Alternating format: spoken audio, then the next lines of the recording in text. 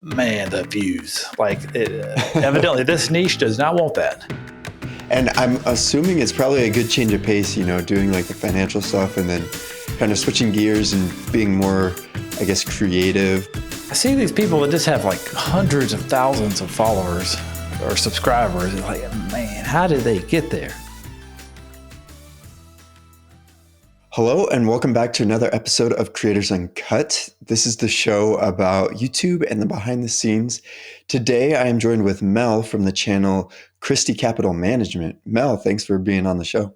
Great to be here. So like we usually do, we like to get to know our guests a little bit. So if you don't mind telling us a little bit about yourself, maybe where you're from, what you like to do, and also, more importantly, what your channel is and what it's about. Yeah, my name is Mel Stubbs. I'm a financial planner with Christy Capital Management, where we're helping people that are retired age realize that they have enough, help them retire. Our niche is kind of federal employees. So their system, they get a pension. There's some specialties there where it's a little more complicated. So most all the content we are putting out is related to federal employees. It is complicated, or can be complicated. And so have people reach out to somebody that is kind of an expert in that area. And that's kind of what we do. Gotcha. Cool. Well, I'm glad there's people out there like you that do that type of stuff, because I definitely don't understand that. I mean, I'm not at that age yet, so that makes sense. But I'm glad there's channels like yours out there, because I feel like it's important information to know. Yeah. Anybody you're searching for to help you with something, it'd be great if they kind of specialized in whatever you got going on. Mm-hmm. I guess you got to make sure whatever niche you're in is large enough that you can actually have a business. Yeah. Now, there are a handful of people throughout the U.S. that also specialize in this, but most of the people don't. So hopefully we're limiting who we're actually really competing with. Right. Have you found that there's other channels that are also in this specific niche, or do you feel like you're like the main one? No, there are others, spread out enough. We're in South Carolina. Our home office is in Georgia, so we're kind of southeast. I know there's one in the Arizona area. I know there's somebody in Alaska. But I mean, there's a bunch of federal employees. Yeah. Gotcha. So how did, it's for your business, right? Yes. So how did you, I guess, get into creating a YouTube channel for the business? Yeah. So, I mean, I've been here probably 12 years or so. They had a YouTube channel already. Okay. I think they were probably begrudgingly doing it. They weren't super excited about it. It was during the COVID time of, 4 or 5 years ago, where I am a YouTube consumer. And so I'm watching a lot of it, of just other stuff of how to record music, how to record video, just how to do anything. And then I'm looking at our YouTube stuff and like, man, it's not that great. Like, we can do that. And so, I asked, hey, do you mind if I start coming up with stuff? And they said yes. And, kind of started from there. I also found, we meet with people that are retirement age. And I found that hey, we're talking today, we'll probably talk again in 7 or 10 days. It would be great if I could send them something, a little 3-minute video they could watch in between to just be reminded of it. And then I'm looking at our channel like, man, we don't have a video on that topic. Let me go make it. So yes, we're making videos for just a standalone video, but it's also like stuff of extra touch points between now and the next time I talk to you. It'd be great to send that video to that person. Gotcha. So it's like a resource. Not only is it like to help grow awareness of your business, but it's also a resource that you can give to your clients. Like if they have a specific question, they can be like, you can send them this video. Yes. And just so, they don't forget about you. You hadn't talked to somebody in, 2 weeks or so, they can grow cold on you. So just trying to have enough little videos to have different touch points. So, hopefully every few days they're at least reminded of you. Gotcha. Yeah, that sounds good. So your business already had a YouTube channel. Sounds like they were just doing it because it was the trendy thing to do. Somebody told them to do it. I don't know if they had somebody else doing scripting or if they were doing scripting. I know, our owner that was on camera, he would do it, but he wasn't excited about doing it. And right. I think, they had to get somebody to come in to film him, and then somebody else would edit, and like the thumbnails they could have been improved for sure. And so, just some of that stuff where it hopefully it got better. Yeah. Well, from what I've seen, it looks like it's pretty good. Like it's growing, right? Yeah. I think we just hit 9,000 subscribers, which, this is a niche. So, retirement age federal employees is not a huge niche. topics have gotten more specific so that we can send videos. It's also helpful when people call in and say, I watched a video you did on whatever. Mm-hmm. Let's go. Like, they already know who I am. They've already heard it once. Let's talk about it again. Like, some of that type stuff is definitely helpful. I think it's important to point out, like, you are in a specific niche. Like, not everyone can be Mr. Beast, where his niche is like everyone. I think every channel has a purpose, and yours, 9,000 subscribers, that's still really successful, especially for like how niche your channel is. So I feel like that's important to point out. Yeah. If probably 2 or 3 people, like, the videos are saying, go to our website and click talk to an advisor and give us some information and we'll reach out to you. It seems like 2 or 3 a week do that. Oh yeah. And not everybody works out, obviously. Some people are there just to, like, they're self-advised. They do everything themselves. They get some info. Great. But if we can find the people that don't want to do it themselves, but they want somebody that they think is an expert in that area, that's what we're trying to, show up for. Gotcha. And it's just a piece of some other things too. It's not only YouTube. Right. Yeah, definitely. So do you have like a team that kind of helps you out with, writing and shooting and editing and all of that stuff? Or do you kind of handle that all of yourself, since you were the one that was like, you know what, I think I want to make the channel better? It's all me. We have a compliance person that has to watch every video, make sure I don't say anything non-compliant. But I am coming up with the ideas. I script them. I was outlining in the beginning, and then I would say stuff that was not compliant. And it's like, what do you want me to do? Like, I can't. You want me to cut that line out? Now it doesn't make sense. My bad habit was, you're going to want to do da-da-da-da. Like, really? Everybody? Like 100% of everybody's going to want to do that? I've now learned you may want to look at it. Like, when you script it, you can read it and you can catch some of those non-compliant things. And, got the teleprompter, and then, I guess it's just learning like how to read a teleprompter without it being like reading a teleprompter. Mm-hmm. And, you just put out more material that hopefully is better, that doesn't get flagged by the compliance person. And, I'm scripting it, recording it. I use Camtasia to edit it. We use Trello, like a Trello board, where there's columns for, an idea, for I've shot it but I haven't edited it, for I have edited it, getting approval from the compliance person. It's all the way down until it's like posted on YouTube, to where we can drag it and the compliance person can watch it and leave a note and whatever. You drag the thumbnail there, kind of everything's in a Trello board. Yeah. We do have an outside marketing company that helps us with the website and Facebook posts and stuff like that. They are the ones that actually take the video and upload it to YouTube, and they do whatever tag words or that kind of stuff. But everything up to that point is all me. Gotcha. Wow. That is impressive. A man with many hats. So the compliance person, is that someone that's like inside your company, or is that like a third party that you send it to? No. So, we've got, they're like the chief compliance officer. In the financial world, they just make it more difficult. I'm driving down the highway and there's some like billboard of like, some lawyer that just made $8 million for somebody in a settlement. And yet there's certain things we can't say. I think even until recently, we couldn't even get like a client couldn't even write something nice about us on Facebook. Like, hey, could you please take that down? You're not allowed to do that, which makes no sense. Yeah. So there's just lots of rules in the financial world about what you can and can't say.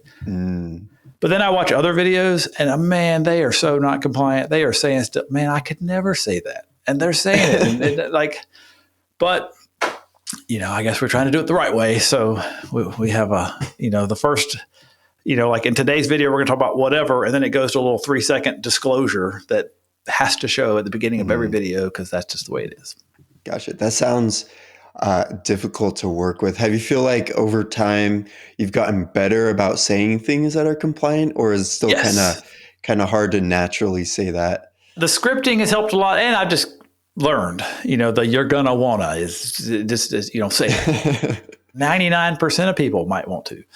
Sometimes the compliance department gets mentioned in a video, just so the compliance department doesn't get mad at me. Let me just say, somebody out there this might not apply for, but for the majority of people, then I say what I want to say. But the scripting has helped. Yes, I don't fail much. The problem with it is I'd like to put out I guess, more content. And so, we do one video a week, one short a week. And it's being limited now by, how much, compliance person does other stuff. Mm-hmm. So they don't have just, I'd like to put out 3 videos a week. Can you just watch more of my videos, please? That's the bottleneck right now. Gotcha. Well, that's interesting. I feel like a lot of other YouTubers don't necessarily have to worry about compliance, because there's a lot of channels out there that are just like, vlog style or random stuff. Whereas yours is like, because it's so niche, like you got to make sure you say the right thing. So that's interesting. One of the necessary evils, I guess, to stay out of trouble. Yeah. Every once in a while, you'll hear of some, financial place getting like sued by the government. They owe millions of dollars because they did something. And when you read it, like, that was really stupid. You shouldn't have done that. But we got to keep everything legal. So you're trying to avoid that. That makes sense. Absolutely. So like we mentioned earlier, your channel is pretty niche.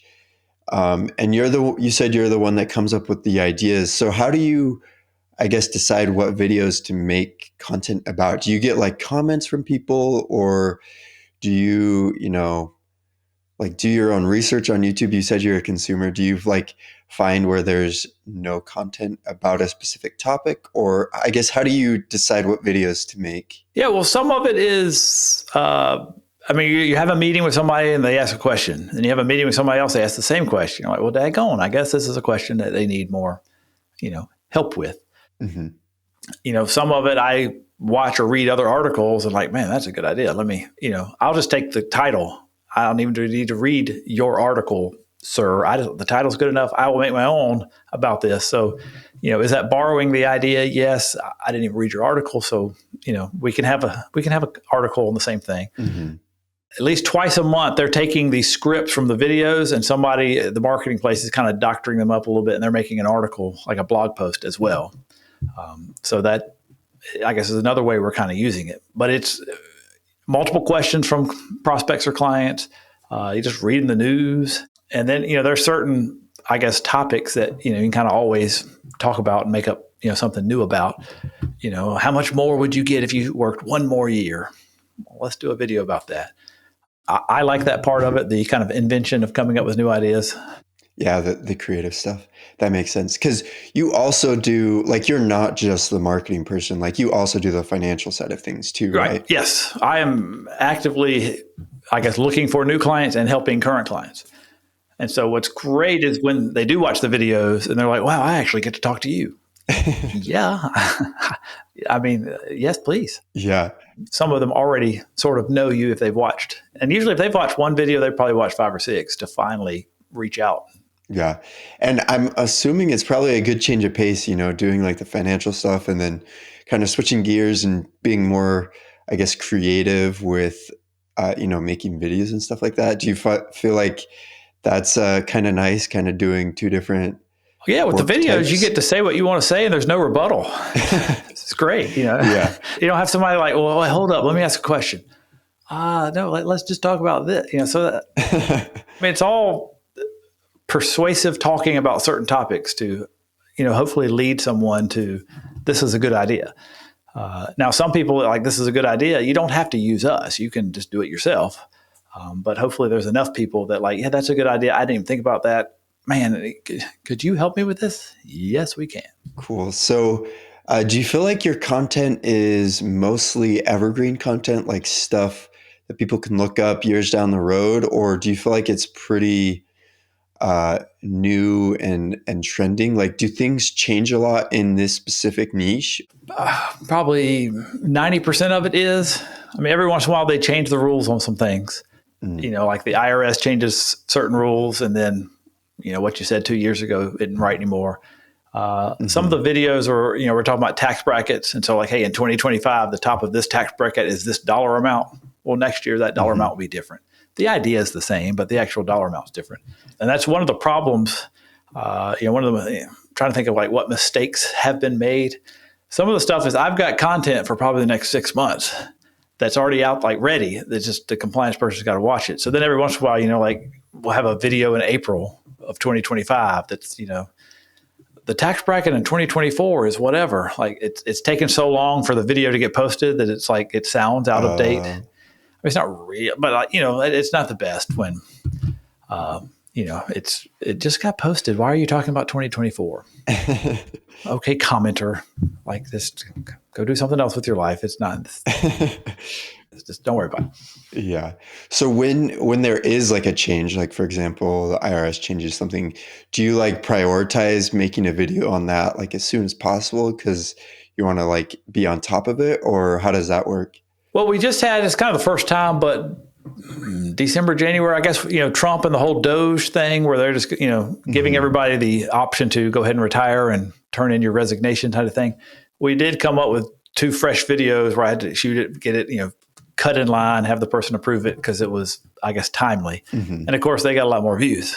So yes, but that does kind of put a damper on some of the other stuff. If every week I've got, this is a new cutting edge video, you got to watch it today. The people that work around me won't be as happy if I keep asking for exceptions over and over again. So, and then the marketing company we have that it used to be, I think, like every video, well, probably two of the 4 videos for the month would get an article written.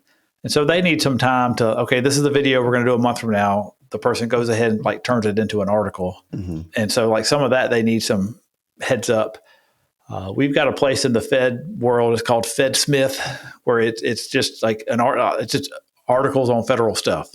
So right now, one of our articles a month gets posted there. And when I go to the YouTube, I guess, views, you can see like, man, why did that video suddenly get a whole lot more views? And you look like, oh, it just got posted on Fed Smith. And now, 1,000 people just saw the article, and some people are lazy. They don't want to read, so they go watch the video. But there's other things like that to try to help push to YouTube. Gotcha. That makes sense. So I'm assuming they like embed the video in the article so that it's just like directly. That's cool. Correct. So I guess on the YouTube, looking at it, it'll say external. And like, man, why did I get 300 external views on this video that like the last week I've gotten 7 views? What's like, oh, sweet. Yeah. Now I wish I could post there every week, but they don't let me do it every week. Yeah. So I have a question about the marketing team. Does the marketing team do like stuff for your business as well? Is that why they upload the YouTube videos to your channel? So they're an outside marketing company, that I guess they help multiple people, but they've helped kind of redo the website. They've helped, we've got like a talk to an advisor form that, get some information. So, they kind of handle that piece. I think we've just in the last month or so started doing some Facebook advertising. And of course, we had to shoot the videos and just render it different so it would be right for Facebook. But they, post Facebook, they manage the email list. There's certain, like when they write a new article, they're posting it on our website, but they're also sending it out to the email list. We do probably 8 times a year, like monthly webinars. I think this year we've decided the 3 months of summer and December we're not going to do. But the webinar ends up being like a 45-minute video. I'm shooting a video, so it's not a live webinar. It's recorded like a YouTube video. They post that for us. I've also now been going in sometimes for shorts, sometimes for just a video, and just taking a chunk of the webinar and let me put an intro on it and then put this 6-minute piece of the webinar to, try to get more content that way. So they're doing several things. I just think for other people, they're probably helping script and help edit and help. I think they like the fact that I do so much of it. Gotcha. Okay, cool. I was just wondering because I feel like a lot of YouTubers I've talked to don't necessarily have an outside like marketing team that uploads for them. They kind of do it themselves. So I was just curious about that. So, but that makes sense. I guess we're a for-profit business trying to, a lot of YouTube stuff, it's, I'm tinkering on YouTube and it's getting a little bit bigger, but there's not money to pay an outside marketer for certain YouTube channels. Yeah, no, that makes sense. So I see in the background, you've got a book there, and you kind of mentioned this when we first talked. You've written a book for your company, and I'm curious, has that had any influence on your YouTube videos, or have your YouTube videos had any influence on, selling the book, or how has the book gone, I guess? How's the book gone? So it came out in early March, maybe. I just looked today. I think in the last 30 days, we've sold 52 copies. Okay. And that's not us buying that, but it's not terrible. I mean, we mainly made the book so as we are meeting people there again, hey, we'll meet again in 10 days and we might meet again in 10 days after that. Let's send something so they can be reading and learning about us in the meantime. So, I mean, the purpose of the book is for us to give it to people we're already working with. It is for sale. We're just finishing up. There's 10 chapters in the book. It's going over the 10 decisions that they have to make at their retirement. On YouTube for the last 10 weeks, we've had a chapter video. I have noticed YouTube views have come down some because it's just like book. So the last 10 weeks have been books. They have upped it to instead of one short a week, we've been doing 3 shorts a week, but they're all about the same chapter. And so I don't know, maybe it's like book overload to where, I think a couple of months ago we had like 18,000 views that month. And I think now we're down to like 15,000 views this past month. But I think it might be book overload. Gotcha. But, you're trying to, market it that way. One of our webinars was on the book. And so these chapter videos were actually the piece of the webinar. Just reused the webinar. You mentioned Evergreen. I guess that webinar is going to be something that is evergreen, that is advertised on Facebook or wherever where they can access it at any time talking about the book. But we have had, even some of the people we've worked with, like, hey, can I have your address so I can mail you this book? And I'm like, oh, I already bought the book. Let's go. There we go. But, a lot of it was, we had a book that our company had written 6, 7, 8 years ago, but it was all technical stuff of like doing the math of how many years you worked there times a certain percentage. And like it goes out of date quickly because, different rules and numbers change. This is more of the decision of when to retire. Let's talk about that. What are you going to do in retirement? Let's talk about that. What should you do with your money? And so right now, I think there's nothing in this book that will go out of date. So that it's not like you got to update it every year, new numbers. And so hopefully that will be helpful. But just another way of, as we are meeting with people, give them something that hopefully if they read it, if they are inclined to work with somebody, hopefully it would be a convincing thing to maybe bring up areas they hadn't thought of that would help. I mean, we've probably gotten YouTube videos already on some of these topics. So as in writing the book, we were able to go to, we're going to talk about this subject. Well, I got a YouTube video on that. Let me go look at that script and, maneuver it some to make it less scripty and more booky, but it's still, it's just a culmination of lots of other stuff in one place. Gotcha. So do you have like one video specifically about the book, or is it just like little segments in a bunch of videos? We just did, 10 chapters and there's 10 videos. Today we're going to talk about the when to retire decision coming up next, a video on that. Today we're going to talk about what do you do with your money coming up next. Should you take Medicare next? Should you do when to turn on Social Security? So there is a video per chapter. I've also got a little thing now that pops up every video, where like a lower third comes up from the bottom mentioning the book.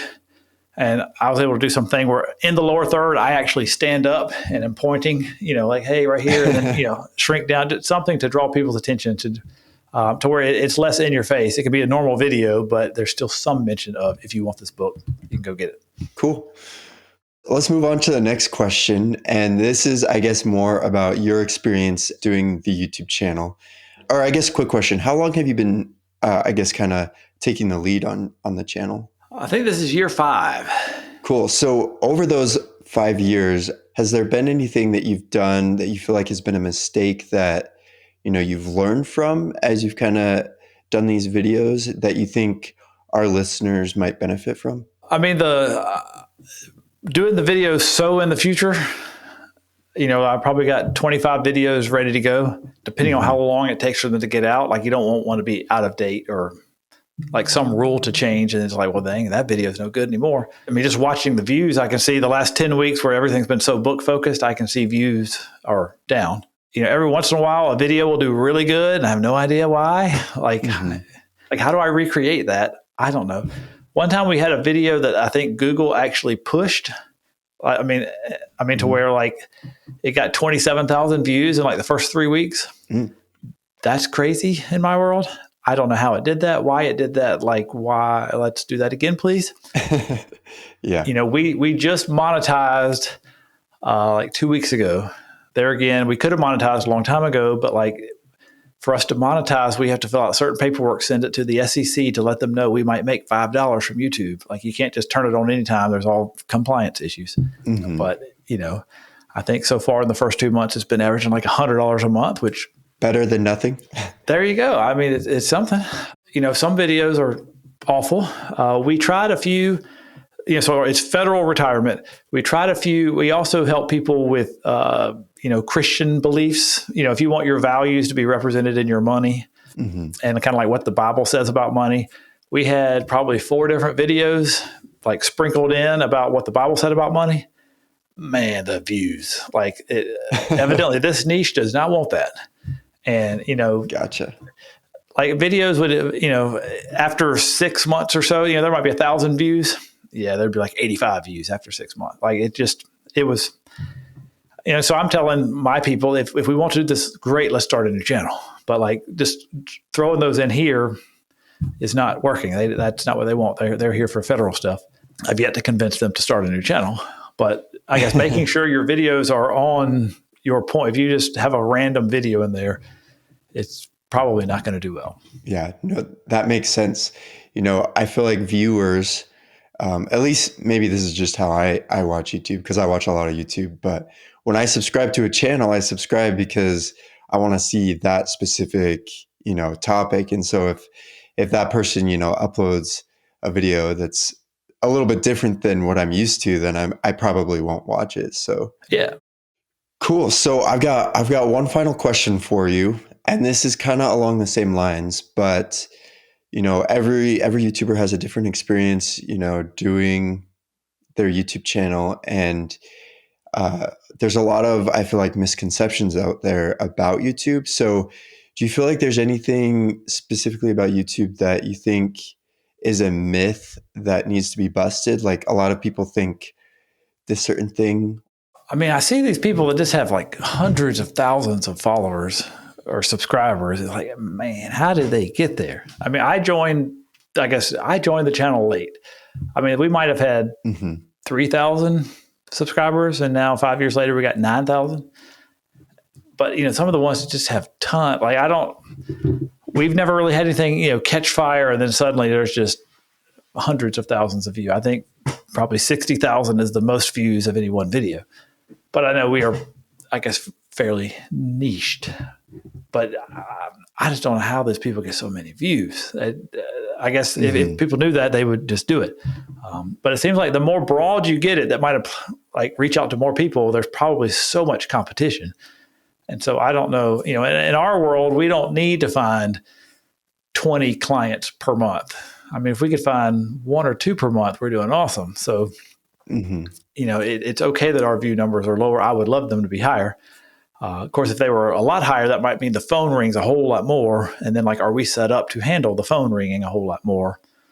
Maybe there's some business issues there, but I'm sure it starts slow in the beginning. I joined late and it was slow, and it, still seems slow. Well, it seems like it's grown quite a bit, but I think you do bring up a good point. And I kind of mentioned this earlier, but you have to take into account your specific audience, and those who have a broader audience. It's easier for them to grow just because the pool of viewers is much bigger, whereas yours is really niche, and so the amount of people that need to watch a video is smaller. So the fact that you've grown that much with this specific niche of an audience, I think is impressive. So awesome. We're going to keep after it. Yeah. Well, Mel, thanks for being on the show. So your channel is Christy Capital Management on YouTube.